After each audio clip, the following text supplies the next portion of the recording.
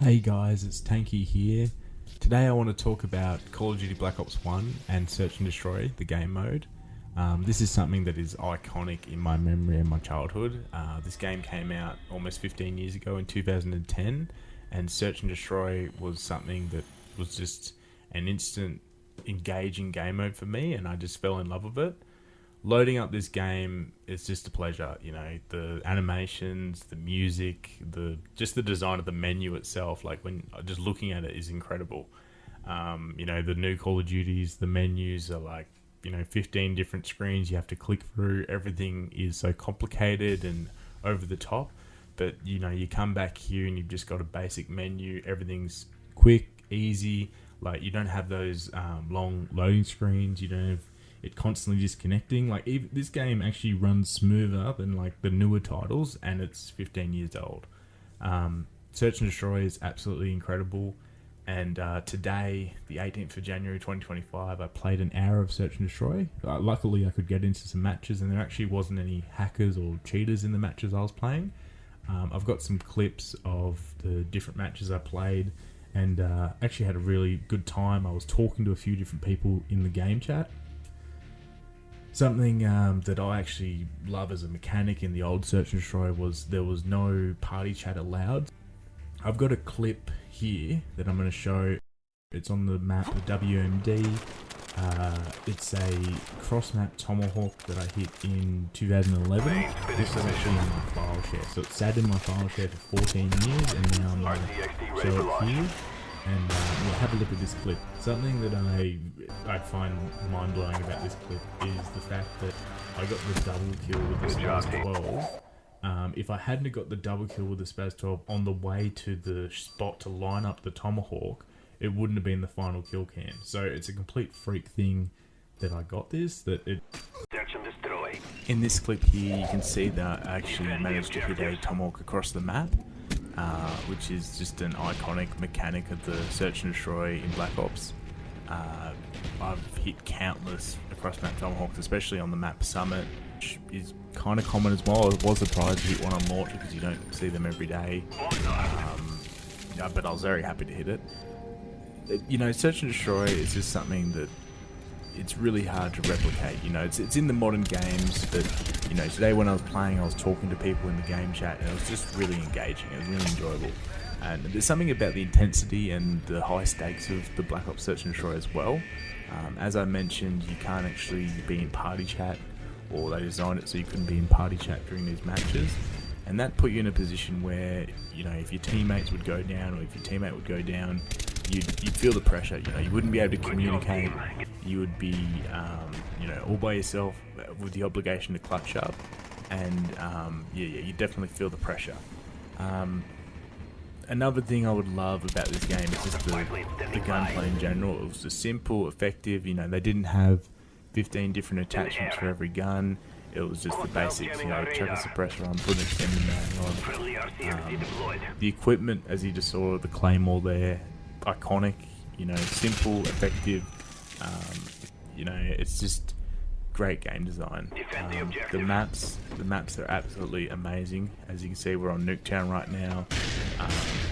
Played a lot of this recently in Black Ops 6, but it just feels so good in this. Where it began.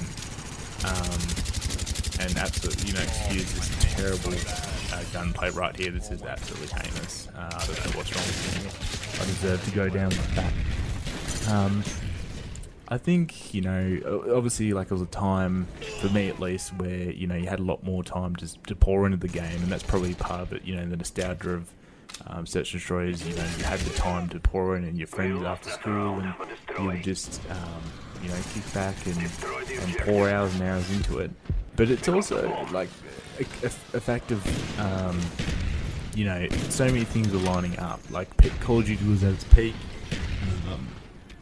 Search and Destroy was just in like this amazing spot where there was so many players and so many different ridiculous characters in the game. People doing like ninja diffusers, which was sneaking to defuse the bomb to win the round. People noob using and sniping and the trick shotting scene. There was just so many different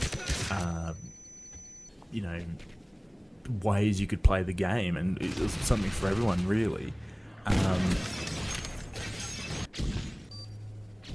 I did spend a lot of time spectating during these matches. I had my moments, but it can be challenging to play the game, honestly. It's unforgiving at times, the Black Ops Search and Destroy.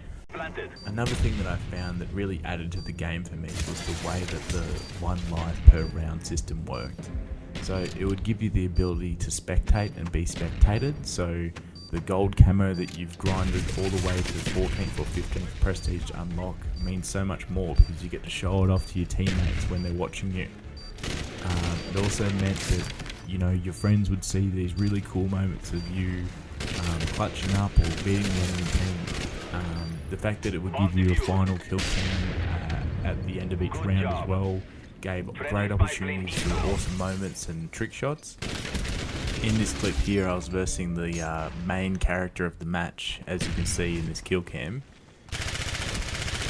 So I thought I better try to get my revenge, challenge him at the same spot, and I did get him. And this is, like, you know, something that I find great about the game mode as well. Like, it rewards like critical thinking in the game mode. You know, if you do more than one, like do the same thing more than one round in a row, chances are you'll be punished for it. You know, it's and there's a lot of strategy to the game as well. You've got to know that you've only got 5 seconds to defuse the bomb, and you've got to make it there and take out the enemies that are going to try to defend the bomb if it's planted. There's lots of situations where even if the round's still active, you essentially lost. Like, you know, if you've only got 15 seconds to go, you're 7 seconds away from the bomb, and there's 2 enemies alive, chances are you're not going to win that round. But at the same point, you know, it's unlikely, but someone can win like a 1v5 or a 1v6, like they can clutch up and come back against the odds, and that's what makes the game so like intense and so rewarding.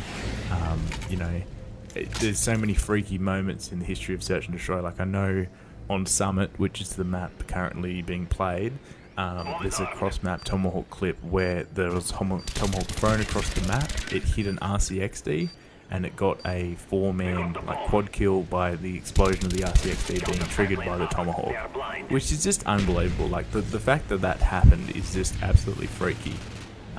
Like, there's so many different strategies and ways you can play the game in Search and Destroy. Like, there's people that only would snipe, there's people that would just rush and go like straight into the enemy spawn, others would be like camping and just playing the strategy of defending the targets. This is also another terrible clip of my gun skill. I just think Black Ops is always going to be in my top 3 games, and it's almost a contender for number 1. It's definitely my favourite multiplayer game. You know, there's so many amazing features. Like the gold guns are probably the most iconic gold gun of the COD series. So if you've stuck around this far, I really appreciate it, and I hope you've enjoyed the clips and this trip down the nostalgia lane, I guess. And if you've ever thrown your Tomahawk in the sky to try to get a cross-map kill, definitely leave a like. And if you want to follow along with some Fallout videos and possibly some more COD content, feel free to subscribe. And yeah, thanks guys. Take it easy.